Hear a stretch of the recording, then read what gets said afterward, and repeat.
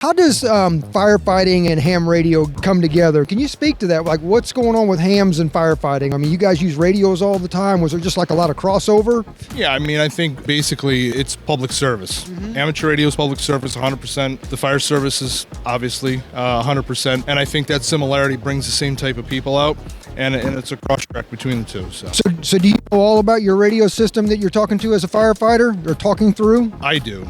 What are you talking through, right? What is the, I mean, because there's a lot of talk about 800 to VHF, or what we might know as 2 meter.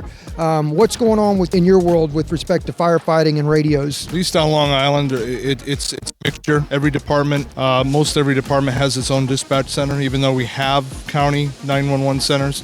They're typically on 700 and 800. Most departments themselves are on UHF, but it's mostly UHF and 7 and 800. Very cool. This trip's been very educational for us at BridgeCom because we've learned a lot more about what firefighters are doing, and we've met a lot of amateur radio folks here, including you, Dan. So thanks for stopping by, man, and thanks for your business. 7-3. 7-3.